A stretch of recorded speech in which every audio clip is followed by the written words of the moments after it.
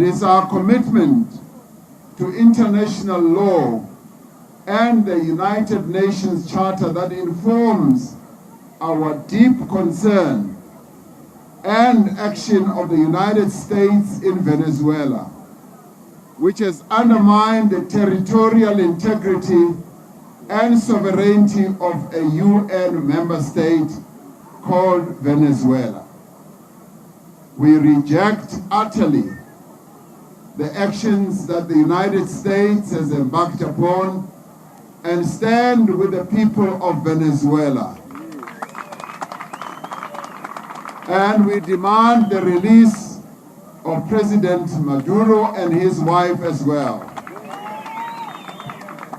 We reiterate our call for decisive action by the United Nations Security Council to fulfill its mandate and advance peace and security and uphold the rule of law. The National Executive Committee of the African National Congress yesterday issued a clear statement and a call rejecting what has been done in Venezuela and calling upon the immediate release of President Maduro. President Cyril Ramaphosa of South Africa has made headlines across the globe, not for internal politics, not for party rhetoric, but for calling out a superpower, the United States of America, and demanding the immediate release of Venezuelan President Nicolás Maduro. The crisis began with U.S. forces detaining Venezuelan President Nicolás Maduro and his wife, an action that many in the international community view as a blatant violation of Venezuelan sovereignty. But what shocked the world wasn't the U.S. move, it was South Africa's response.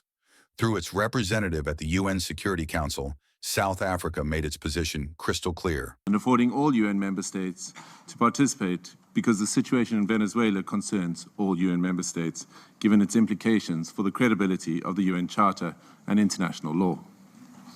Mr. President, integral to the maintenance of international peace and security since the establishment of the United Nations is the understanding that no nation can claim to be legally or morally superior to another. We are all nations born out of different histories and contexts, ascribing to the common values and principles enshrined in the Charter of the United Nations. Chief amongst these principles is the sovereign equality of all its members. By signing the Charter, we have all committed to settle our international disputes by peaceful means in such a manner that international peace, security, and justice are not endangered. We have also committed to refrain in our foreign relations from the threat or use of force against the territorial integrity or political independence of any state, or in any other manner inconsistent with the purposes and principles of the United Nations. The International Court of Justice has also previously affirmed that international law prohibits the use of force and intervention in another state's affairs. Due to the shortcomings of its predecessor, the League of Nations, the UN was created to prevent countries from resorting to conflict, to settle disputes and prohibit the use of force unless it is done in a legally prescribed manner. In doing so, the UN has played a pivotal role in ensuring peaceful existence amongst nations, including in ending the colonial subjugation by powerful countries over others, underpinned by respect for the equal rights of nations, large and small, and respect for the principle of equal rights and self-determination of peoples. Joining the organization and committing to its principles afforded protection to many of us, with the supposed assurance that no longer would one nation be seen as inferior to another. Unfortunately, when countries ignore the Charter and act contrary to its central premise, it undermines the credibility of the entire system in which we all undertake our international relations. The stability of the international system depends not only on the respect, but on the consistent application of these established legal norms. We all benefit from a rules-based international order based on international law. When we break those norms, we invite anarchy and an environment where might makes right, ignoring the complexity of interrelations and interdependence in our modern world. Mr. President, the unilateral military strikes carried out by the United States of America against Venezuela and the abduction of President Nicolás Maduro and his spouse from Venezuelan territory for transfer to the United States wantonly violates the sovereignty and territorial integrity and independence of Venezuela. These actions are also in stark contrast to our established legal norms, reinforcing the belief that might is right and undermining diplomacy. History has repeatedly demonstrated that military invasions against sovereign states yield only instability and deepen crises. Unlawful unilateral force of this nature undermines the stability of the international order and the principle of equality among nations. Such use of force also undermines the institutional infrastructure established to regulate relations among nations. We have seen examples of these in Libya, Iraq, and countless cases in Africa where foreign interventions and interference create security crises and undermine national governance institutions cultivated through nuanced and complex national contexts. South Africa stresses that allegations of internal governance challenges, human rights concerns, or acts of criminality by a head of state cannot justify a breach of the Charter's prohibition on the use of force, particularly Article 2.4 of the Charter. The peaceful resolution of disputes and internal matters must proceed in accordance with international law and through multilateral mechanisms. Additionally, under international law, a state has exclusive jurisdiction over persons and conduct within its own territory. Any enforcement of domestic law, including arrest by one state within the territory of another state without the state's consent, is an unlawful violation of sovereignty. There are recourse mechanisms at the disposal of states to implement international law. This includes taking action by bringing a case before the International Court of Justice or seeking action from the Security Council. We note the statement issued by a group of concerned countries, mainly those in the Latin American region, most affected by the developments in Venezuela, which reiterates that the situation in Venezuela must be resolved exclusively through peaceful means, through dialogue, negotiation, and respect for the will of the Venezuelan people in all its expressions, without external interference and in accordance with international law. Mr. President, each one of our countries, including our peoples, that are members of this organization and that are bound to its charters, have the right to determine our own democratic and political path. This inherent charter-given right to self-determination cannot and should not be abrogated. If we do not stand up for the sovereign rights of any nations or states when they are undermined and wantonly violated, then which one of us are safe or are guaranteed protection by the principles of the Charter and international law? Failure to act decisively against such violations is a tantamount to inviting anarchy and normalizing the use of force and military might as the main form of discourse in international politics. This would be a regression into a world preceding the United Nations, a world that gave us two brutal world wars, and an international system prone to severe structural instability and lawlessness. The United States is violating international law. The UN Charter is being undermined, and most boldly, South Africa is prepared to take the U.S. to the International Court of Justice, CJ. These aren't just words. They're a declaration that Africa is no longer on the sidelines, not when sovereignty is at stake. Speaking at a party event, President Cyril Ramaphosa didn't hold back. He said, and I quote, "We reject utterly the actions that the United States has embarked upon, and we stand with the people of Venezuela." That's more than diplomacy. That's solidarity. That's Pan-African strength extending across oceans. He went on to say, "It is our commitment to international law and the United Nations Charter that informs our deep concern, which has undermined the territorial integrity and sovereignty of a UN member state." With those words, Ramaphosa placed South Africa on the global stage, not as a silent observer, but as a vocal leader. And he didn't stop there.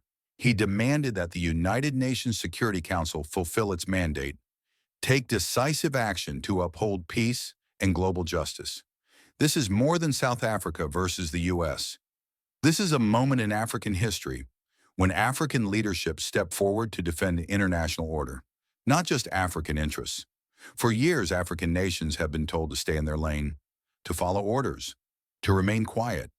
But this is a turning point. South Africa's bold stance isn't just about Venezuela. It's about setting a precedent. It's about saying, We will not stand by while any nation's sovereignty is trampled, whether in Africa or across the world. It is the voice of a continent rising, a continent that remembers colonialism, understands struggle, and now stands for global justice. And now comes the big question: what will Trump do?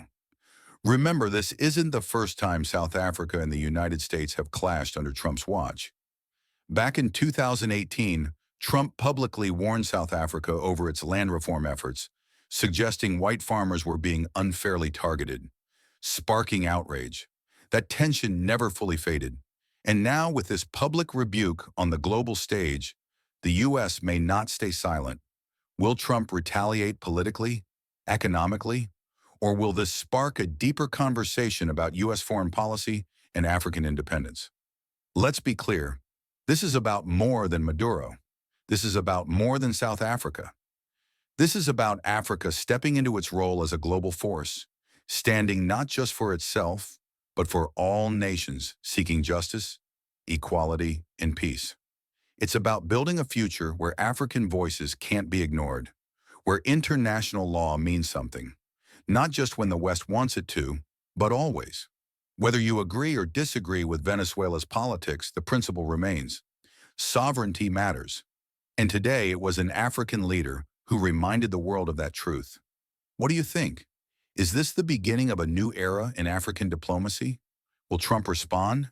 And more importantly, should Africa continue to take bold stands like this? Drop your thoughts in the comments. We want to hear from you. Don't forget to like, share, and subscribe to Make Africa Great, where Africa speaks boldly and the world listens. Yes, President Ramaphosa has become the first African president to come out public and condemning United States of America without fear. While other nations in the continent, regional bodies, continental bodies released statements, no anyone who came out public and condemning United States of America. South African President Ramaphosa has came out and condemned President Trump and the United States of America for captured Venezuelan President Nicolás Maduro. And this increasing hunger and tension between America and South Africa. We know last year, December, America reacted to South Africa and say South Africa will not be invited to attend the G20 summit. And of course, even Trump himself and his team didn't attend the G20 summit in South Africa. So by South African condemning United States of America, especially the government of Trump, don't we see that this is fueling tension between South Africa and US, or between Trump and Ramaphosa? And which action Trump will take? Of course, Trump has suggested there's a need for the G20 to remove South Africa from a group. So what if Trump will say we have to remove South Africa from the G20? What will happen? And one thing that we need to understand, right now, what we have seen in Venezuela or any other parts of the world, whether in Iran or somewhere else, it's not about those countries. It's about China and Russia. So we know very well that China and Russia, South Africa, Egypt are BRICS member countries. And the only weak country that it is very easy to be attacked by US among those of founding countries of BRICS is South Africa. It is not easy for America to attack Russia right now. It is not easy for America to attack China, to attack India. All those countries have nuclear bombs to attack Brazil, but it's very easy for America to attack South Africa. And this is a warning that we Africans, we need to be vigilant and to be careful. America may come after us. You know, one thing that America has advantage. America has military base near South Africa in Botswana, and Malema has spoken this issue, and we thought it is just politics. But when Malema warned South Africa, we didn't understand what Malema was speaking. Of course, Malema is ahead of us. So he said there has a military base in Botswana, and research has already conducted that it can take almost 2 minutes for that, or for jet fighters from the base to the Union building in South Africa. So it means it can be easy for US to capture Ramaphosa. And Ramaphosa or South Africa are best friend of China and Russia. Right now, US is finding a way how they can counter China, how US can counter Russia in the continent of Africa. So South Africa must be vigilant, must be prepared, because I see some elements of dividing South Africans. Recently, I shared a video of white South Africans demanding their freedom through Western Cape, and they went to Trump asking for the help. And I doubt what if Trump will support white South Africans and say, let us demand freedom. And if you demand freedom, we'll recognize you. The way we have seen, they have recognized already Somaliland.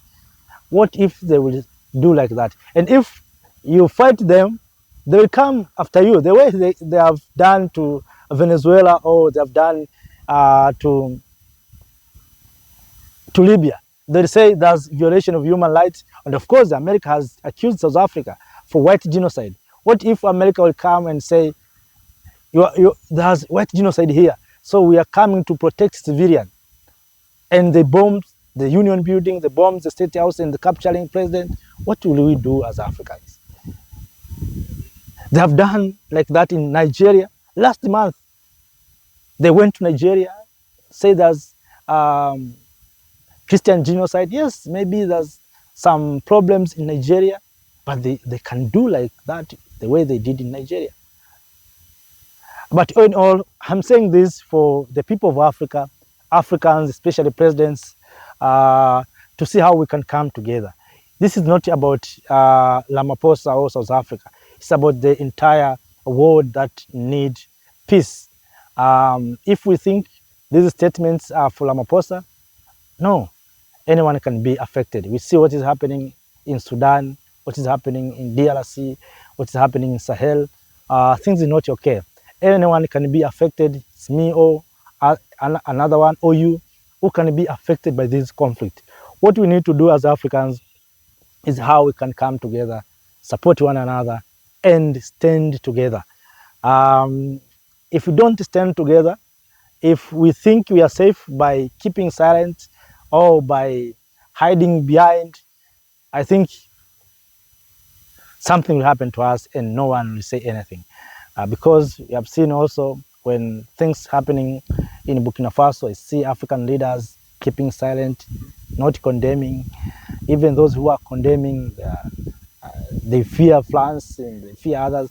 But all in all, our family, my message to you, all the people of Africa, is Africa need to come together.